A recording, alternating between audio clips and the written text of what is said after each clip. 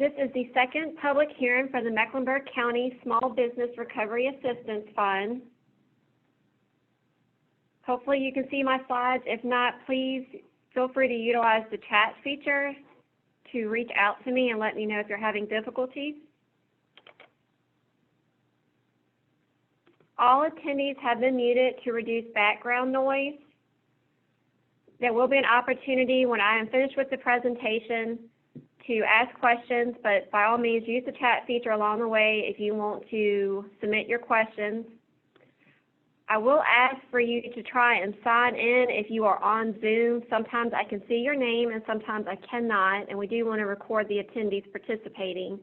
So you can sign in by typing in your name on the chat feature, or if you are calling in, please unmute yourself by pressing *6 and announce your name. I can see we've got Angie Kellett, Susan Gannum, Tara Murphy, Tina Morgan, and there is another participant. I can't tell who you are. If you don't mind, let us know who you are.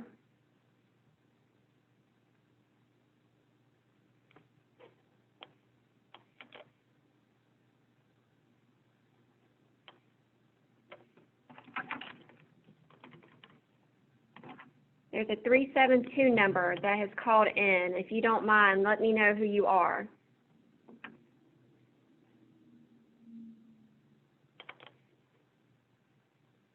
Okay. And if you could, please hold all questions to the end. Again, use the chat feature to submit questions if you are using Zoom. And at the end, you can unmute yourself, pressing *6 to verbally ask your question. As I've stated, this meeting is being recorded.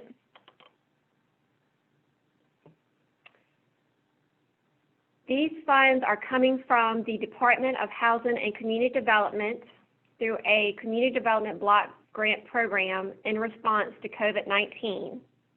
The purpose is to help businesses regain and sustain operations, ideally helping them to retain their staff, fill positions, create new jobs.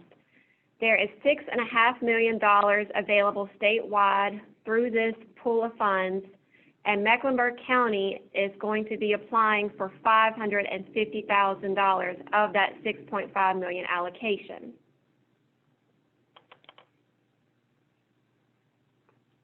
For eligible businesses, once the county has received the grant, they do have to compete for the grant to receive it. Once it has been awarded, eligible businesses will be any locally or regionally owned business in Mecklenburg County. So that's any business within the county of Mecklenburg or any of its towns, town of Boydton, town of Chase City, town of Clarksville, town of South Hill, and town of La Crosse. The business must be small in the fact that it has 20 or fewer employees and has demonstrated a negative impact as a result of COVID-19. If the business has received CARES Act funding, they're still eligible. We just cannot use these grant dollars for the identical expenses that the prior CARES Act funding assisted with. So if you received a payroll protection program assistance and it went partially towards rent or mortgage assistance, and then you request those specific months for rent or mortgage assistance through this program, it would not be eligible. But the mere fact that you received CARES Act assistance previously does not exclude you from this grant. The business must also provide local and regional services. So just because you're physically located in Mecklenburg County does not make you eligible alone. You actually have to provide services within Mecklenburg County. There are areas of emphasis that the state would like us to hopefully distribute a majority of the grant funds to, but this is not an exclusive list. I'll run through this. It includes tourism-related businesses and nonprofit destination marketing organizations. It can include accommodation companies such as hotels, motels, beds and breakfasts, restaurants and food service, professional services such as banking, legal, design, and real estate, cultural and educational services, arts, recreation, retail, nonprofit and social services, health practitioners, and personal care such as beauty and barber shops, nail salons, dry cleaners, etc. Again, it's not exclusive. So for instance, you may not see a daycare listed, but a daycare is eligible. Religious institutions and churches are not eligible.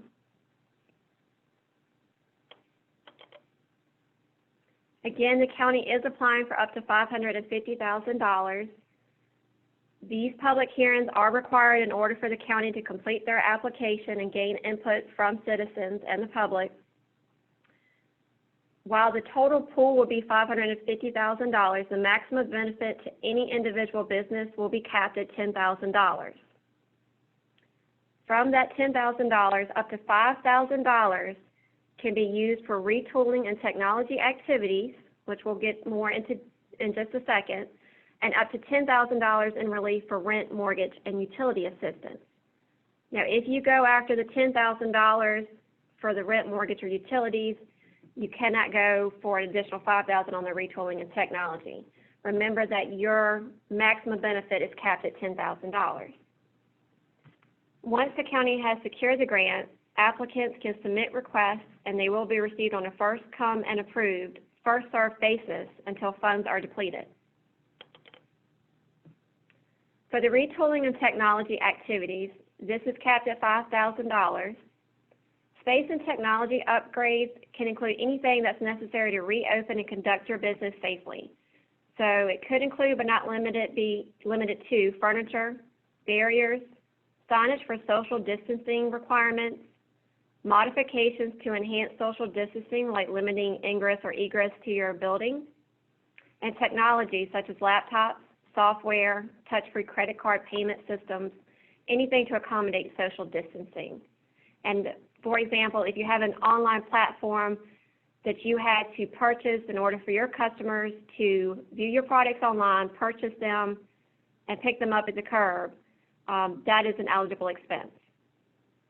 Also, sanitation supplies and cleaning service is eligible, and so those can include EPA-approved disinfectants, gloves, masks, sneeze and cough guards. Also, job training, classes, or technical assistance is eligible. This is primarily going to be offered through Longwood Small Business Development Center. Any training that you need to protect yourself, your employees, or your customers, or if you need help pivoting your business model or help doing long-term sustainability planning, Longwood Small Business Development Center is offering those services. Rent, mortgage, and utility assistance can be sought for anywhere from 3 to 6 months. It will be capped at $10,000. For the rent, you must submit your written lease agreement. Your mortgage, you must submit a current mortgage statement. And your utilities, you must submit utility bills. The reimbursement period will be retroactive to March 12, 2020, which is when the state of emergency was declared, and it will be up to the time of application.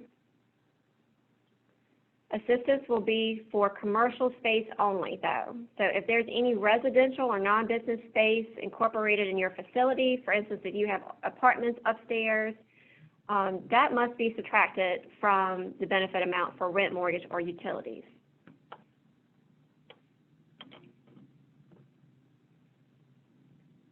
Since the funding is limited and there are other CARES Act funds available, there are going to be some ineligible activities. First and foremost, the payroll costs are going to be ineligible because there is a Paycheck Protection Program through SBA that is still open. I provided a link for you to click on and go view the Paycheck Protection Program guidelines. You will also not be able to receive relief from employer payroll taxes, cost of daily business operations, regular maintenance, or equipment purchases, or refinancing of existing debts, and really just anything that's not deemed to be in response to COVID-19 impacts.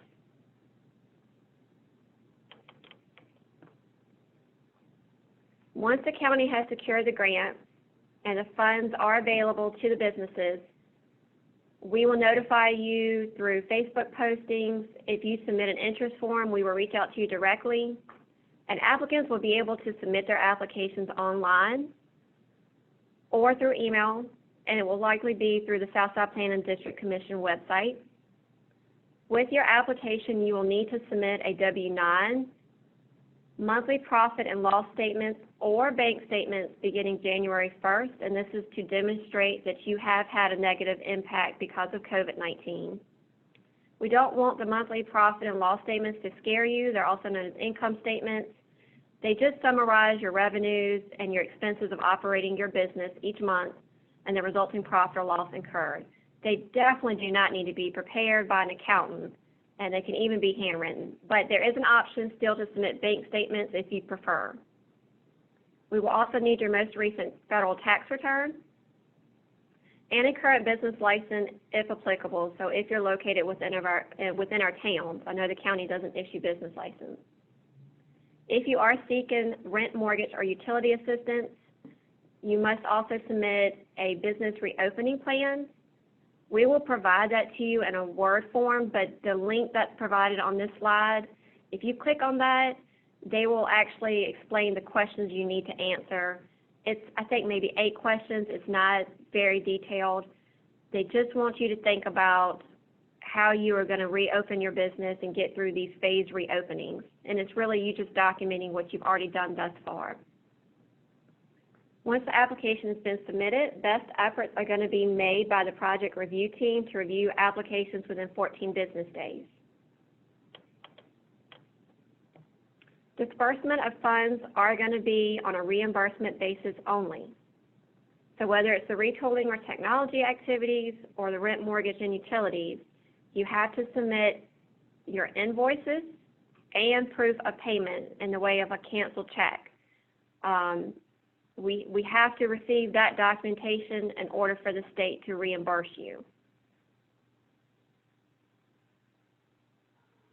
So the retooling, technology activities, rent, mortgage, and utilities will all be from the time frame of March 12, 2020 up to the date of your application. That will be your benefit period.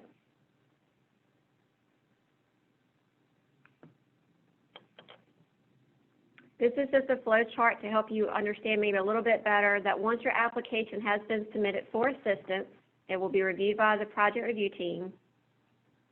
Once they approve your application, you will be notified, and then your documentation, all your invoices and proof of payment will be submitted to the state.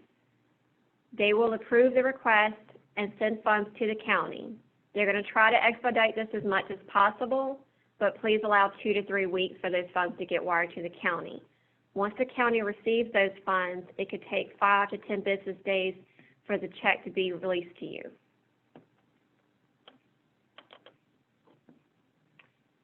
Through this public hearing process, we are required to disclose past use of CDBG funds that Mecklenburg County has been awarded in the past. So you see those listed here. If you're on Zoom, I will say them out loud if you're calling in. It's Quail Hollow Road Housing Rehab Project, Highway 49 Skipwith Housing Rehab Project, Lambert Road Housing Rehab Project, Tiny Road Community Improvement Project, Skipwith Road 2 Housing Improvement Project, Route 92 Water Improvement Project. If you have any comments or concerns related to past use of CDBG funds, you can insert those comments in the chat feature or let us know when questions and answers are done at the end. There is an interest form available online at www.mecklenburgva.com. You see a little screenshot here on Zoom of what it looks like. It is on the home screen. If you just scroll down a little ways, you will see a link to this interest form. We encourage you to submit that if you think you're interested in assistance, and you can insert your contact information at the bottom, and that will be our means to reach out to you once the application is available. If you have any questions after tonight, please reach out to me. My name is Sandy Cooper. I'm with Southside Planning District Commission. You may also reach out to Tina Morgan, the Tourism Coordinator for Mecklenburg County.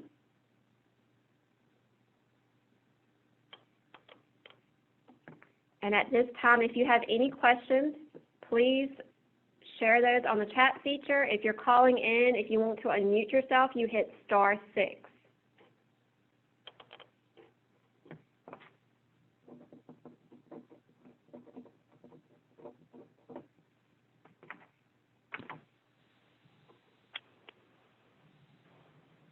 Joe White. Joe White. Thank you.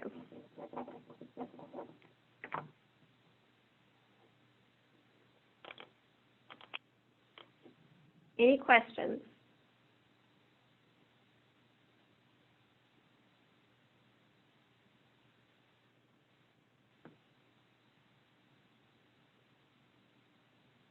Good question. So once this public hearing is done tonight, the question was, when do we anticipate a decision being made on the grant? So once the public hearing is done tonight, I'm going to type up the minutes and we will submit the complete application hopefully in the morning.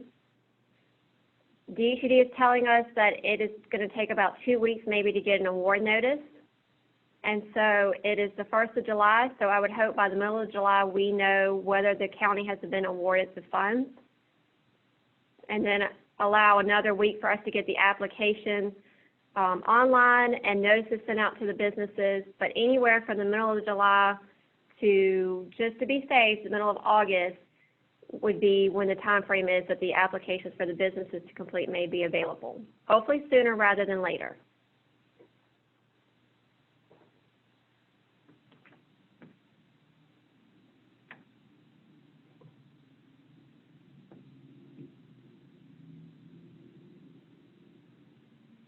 Any other questions?